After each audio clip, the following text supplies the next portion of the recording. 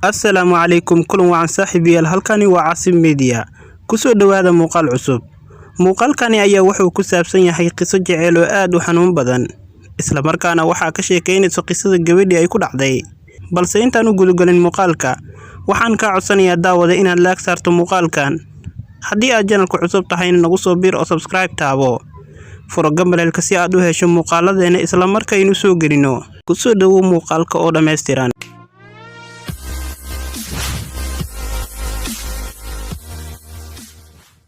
Sacdiyo waxay ahayd gabar ku nool magaalada Kismaayo gaar ahaan xaafadda Calanley. Waxay ahayd gabar qurux badan, jecelna waxbarashada aadna u furfuran.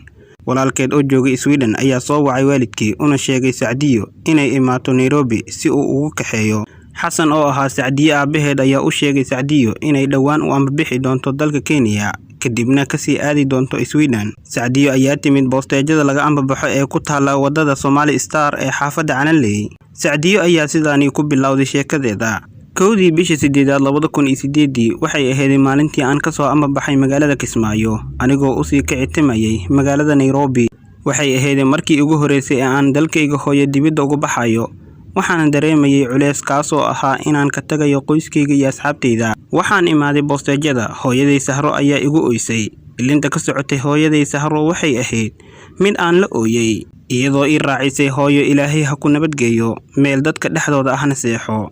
Goor ay tahay 5tii galabnimo ayaan ka soo ambabaxnay magaalada Kismaayo. Waxaan gaariga dhexdiisa isku baranay Liibaan oo ahaa wiil isagana u socday magaalada Nairobi. Liibaan aniga oo kale ma uusan ahayn, hore ayuu u tagay magaalada Nairobi. Liibaan wuxuu noqday wiilka kaliya ee aan gaariga dhexdiisa ka dhex fahanay. Maalin ayaa gaariga inooga jabay tuulada Qoqani. Intaan safarka ku sii jirnay naxariis badan ayaan ka dareemay Liibaan, taas oo xaggiisa inta badan ii sii jiidan jirtay. Habeen iyo maalin oo gaariga inooga haleesanay tuulada Qoqani, aniga iyo Liibaan sidii qof iyo hooskiisa ayaan isku daba soconay. Anigoo inta badan ka wareysan jiray xaaladaha magaalada Nairobi. Rakaabka aad ayay u daalanayeen, dhaqso ayay seexdeen. Balse aniga iyo Liibaan sheeko ayaan ku gaarnay 4tii habeennimo. Intaan safarka soo ahayn aniga iyo Liibaan isku meel ayaan wax wada cunaynay. Isku meel ayaan gaariga ka wada fariisanaynay. Taas iyadoo ay jirto wili Liibaan xadgudub iguma uusan dayin. Kadib waxaan nimid Doobley, isla galabkiina waan ka soo ambabaxnay. Waxaan imaanay xerada qaxootiga ee Xagardheer. Waxaana joognay maalin. Liibaan ayaa i geeyay xaafad uu lahaa adeerkiis. Subaxdii dambe 8:30 daqiiqo ayaan ka soo ambabaxnay Xagardheer. Annagoo nimid Nairobi 6:15 daqiiqo. Aniga maanan kala garanaynin magaalada Nairobi. Waxaan wacay nambarka abtigay. Waxaan u sheegay inaan nabad imaaday magaalada Nairobi. Uuna igu imaado boosteejada gaariga. Liibaan ayaa igu yiri Sacdiyo barashadeena safarka miyay ku koobneed. Waxaan ku dhahay abawey maya barashadeena ma rabo inay halkaani ku ekaato. Nambarka abtigay qoro waad iga heli kartaa. Habeenkii daalbaan ayaa i hayay, waan iska seexday. Wixii intaasi ka dambeeyay waxaa had iyo jeer niyadda ku hayay Liibaan anigoo iska xasuusan jiray hadalladiisii iyo quruxda ee basiiyay. 3 maalin kadib goor habeen ah wuxuu Liibaan soo wacay nambarkii abtigay si uu ila hadlo. Habeenkii waxaan ka codsaday inuu ii yimaado weliba si dhaqso ah. Liibaan igama uusan diidin, wuxuuna iigu jawaabay birita ayaan kuu imaanayaa, waxaana i soo wadaya wiil walaalkay ah. Niyadda ayaa ii degtay maadaama aan maqlay Liibaan codkiisa iyo xaaladda uu ku sugan yahay. Wixii intaa ka dambeeyay wuxuu qalbigayga ii sheegay inaan Liibaan jeclahay. Liibaan iyo wiil la socday ayaa ii yimaadeen maalintii dambe, anigoo marmar dareemayay inaan aamusay oo aan Liibaan ku maqanahay sida uu u sheekeynayay iyo bulshanimada ka muuqatay. Waxaan ka qortay nambarkiisa bannaanka guriga ayaana ugu soo haray. Waxaan abtigay ka codsaday taleefanka wuuna iga aqbalay. Habeenkii 8 fiidnimo ayaan wacay. Abow haye xaaladaada ka waran. Abayo waan fiicanahay, adiga sidee tahay? Markaan is wareysanay kadib ayaan Liibaan ka codsaday inuu mar labaad ii yimaado maadaama uu isaga xaafadeyda yaqaano. Anigoo u raaciyay Liibaan maalintaasi oo dhan anaad ila joogaysaa. Maalintaas gabar habaryartay dhashay ayaan ka codsaday inay ii timaado. Waxaan rabay inay wiilka Liibaan la imaan doono iga mashquuliso intaan Liibaan la sheekeysanayo. Maalin Khamiis ah goor ay tahay 2 duhurnimo ayaa waxaa i soo wacay Liibaan. Waxa uuna ii sheegay inuu xaafadda ku soo dhow yahay. Waxaan u soo dhaweeyay ninkayga inuu yahay camal, anigoo u diyaariyay qado iyo guri sheekada ku qurxoon. Markuu imaaday ayaan qado u geeyay isaga iyo wiilkii la socday. Markay qadeeyeen oo ay nasteen ayaan Xaawo u sheegay inay wiilka u sii sheekayso. Liibaan ayaan u bilaabay sheekada aan ka lahaa. anigoo ugu bilaabay liibaan habeenadani fikirkayga wuu batay. Maxaa dhacay? Jacayl miyaa ku galay abaayo? Liibaan marnaba ma uusan iska dhaadhicinin inaan anigu damac iga soo galayo oo wuxuu aad u tixgelinayay barashadeena ku xusneed walaalnimo oo keliya. Waxa aan ku dhahay aboowe wadankani aan ku cusbahay waan ku cidlooday. Taas iyadoo ay jirto ayaa arrin kale isii haysataa. Waxa uu nagu yiri, waa maxay arrinta kale ee ku haysato abaayo? Aboowe wanaaga sheekadaada kaftankaada ayaa i jiitay, inta badan adaan ka fikiraa. Liibaan wuu naxay, murug ayaana wejigiisa soo fuushay. Waxa uuna ku yiri, abaayo aniga marnaba inaan ku qiyaano ma rabo. Meeshaani arrimo caafimaad ayaan u imaaday. Waa ayna uga adag tahay arrintaas. Taasi wax weyn ma ahan aboowe. Abaayo Sacdiyo, runtii waa istaahishaa nolol iyo jacayl in lagula qaybsado, balse ifahan. Waxaan kala kulmay Liibaan niyad-jab aad u weyn. Waxaana ka codsaday aboowe maadaama aan arrintani kuu soo bandhigay, adna aad igu gacan seertay. Ha goynin xiriirkeena saaxiibtinimo. Abaayo taasi ma dhici doonto. Waxaana kuu ahaanayaa sidaan horay kuuga ahaa. Waxaa ii bilaabatay nolol adag, fikir iyo soo jeed ah. Waxaan had iyo jeer ka fikiri jiray Liibaan. Cuntadii waanba ilaaway. Jiifna waxayba ila ahayd haddaan seexdo inaan Liibaan heli doonin. Qolka ayaa waxaa iigu imaaday abtigay iyo xaaskiisa. Waxa ayna igu dhaheen, waxaa mar dhow imaanaya walaalka. Balse aniga waxaasi ima caddayn. Oo Liibaan oo keliya ayaa ii muuqday. Liibaan wuxuu iigu imaan jiray maalin dhaaf, isagoo ii sheekayn jiray, igana qoslisiin jiray. Xilliga uu ila joogo, fikir ama murugo intaba maanan dareemi jirin. Maalin maalmaha ka mid ah ayuu Liibaan ii yimid. Waxaana u sheegay inaan dartiis qabri u dhowahay. Liibaan oo ay murugo ka muuqato ayaa iigu jawaabay, abaayo maanta digtoorka ayaan u tagay. Wuxuuna igu yiri, waxaad qabtaa kansarka beerka ku dhaca. Wuxuuna ii sheegay Liibaan cudurka hayay, taasi oo naxdinba aan igu kordhisay. Liibaan oo aan ugu bartay farxad ayaan maalintaasi ka arkay indhihiisa oo ilan ay ka daadanayso.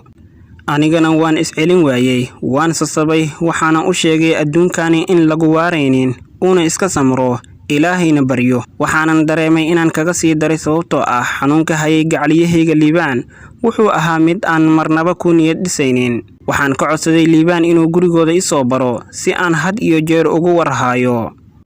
Waxaan u bandhigay Liibaan inuu i guursado, anna hadduu Ilaahay iga siinayana ubad aan u dhalo. Liibaan aboowe, waxaan go'aansaday inaan isguursanno. Sidee u aragtaa? Abaayo miyaad waalatay? Waad aragtaa xanuunka i hayo. Adigana guur iyo waxaan loo joogan ayaad igu soo hadal qaadaysaa.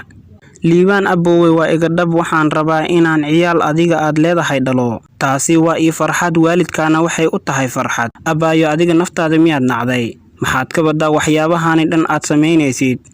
Aboowe jacaylka aan kuu qabo ayaa wax walba ka weyn. Waxaa indhaha Liibaan ilbiriqsi walba soo dhaafayay ilin, isagoo markii dambe hab i siiyey, iguna jawaabay isagoo ooynaya, abaayo bal fiiri, maanta waxaan haystaa jacaylka adduunka ugu qaalisan, balse caafimaad ma haysto.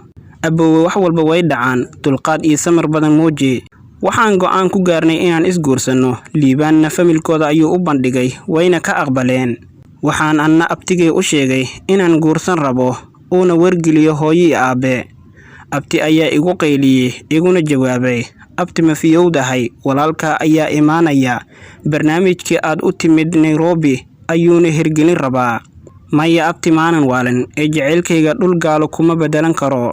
Waxaa i soo wacay hooyo iyo aabe, balse aniga kama aan labalabaynin go'aankii aan horay ugu gaaray mustaqbalkayga. Abtigay oo aan gurigiisa joogay markuu arkay inaan madax adkeeyey, ayuu igu yiri, waa kuma wiilka abti?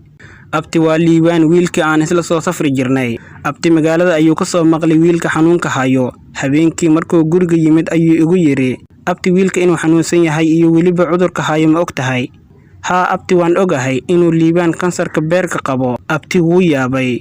Gurigiisii ayuuna iska galay. Liibaan waxaan maalin walba ugu tagi jiray gurigooda, anagoo intaan wada joogno wax naga maqan aysan jirin farxad. Galabkii ayaana gurigeena iska soo aadi jiray. Farxadda jacayl ee uu Liibaan i tusiyey ma ahan mid aan iloobi doono weligay. Waalidkiisu waxay go'aan ku gaareen bil kadib inaan isguursanno aniga iyo Liibaan. Waxaana bilaabatay qabanqaabada guurkeena. Maalin ayuu guriga igu yimid Liibaan isagoo faraxsan. Sheeko iyo kaftan ayaan iska galnay.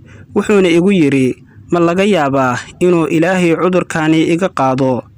Haa aboowe, Ilaahay wax walba wuu awoodaa. Waxaan markasta oo aan tukado Ilaahay ka baryi jiray inuu gacalyahayga ii daweeyo. Waxaa Liibaan aabihiis uu soo maqlay inuu jiro wadaad tuulo Nairobi u dhow joogo kaa oo daweeyo cudurrada halista ah kuna daweeyo dhirta. Waxaa Liibaan lagu wargeliyay isbuuc soo socda in loo wadi doono wadaadkaas. Liibaan cudurka hayay wuxuu ahaa mid aad iyo aad ugu xanuun badan, balse wuxuu aaminsanaa jiifka inay u daran tahay cudurka. Waxaa ii yimid Liibaan oo ordayo, wuxuuna ii sheegay wadaad inuu aadi doono isbuuc soo socda. Annagoo sheekadii wadna ayaa salaadii casir la aqimay. Waxa uuna galay salaadii. Wuxuu waqtiga socdaba waxaa la gaaray maalintii uu Liibaan bixi lahaa. Liibaan wuxuu ii imaaday goor fiid ah 7 fiidnimo. Wuxuuna igu wargeliyay inuu berrito bixi doono. Abbaayo berrito waan baxayaa. Waxaana dareemi doonaa cidlo maadaama aan adiga ka tagayo. Aniga waxaan dareemay farxad iyo naxdin. Dhinac waxaan iska tusiyay gacalyahayga oo Ilaahay idinkiisa ii soo caafimaadi doono. Dhanka kalena waxaan iska tusiyay isagoo waxba laga soo qaban waayay, taasi oo Liibaan ku keenay doonto niyad jab. Habeenkii wuu i macsalaameeyay isagoo kaftamayana waxa uu igu yiri, haddaan baxo fikir iyo cunto ka soo mid ha gelin, aniga waan kuu soo noqonayaa hadduu Rabbi idmo. Gacanta ayuu igu shumiyay. Waxa uuna igu yiri, guurkeena waa bil kadib Ilaahay waxaan ka baryayaa inuu wiil ii kaa siiyo.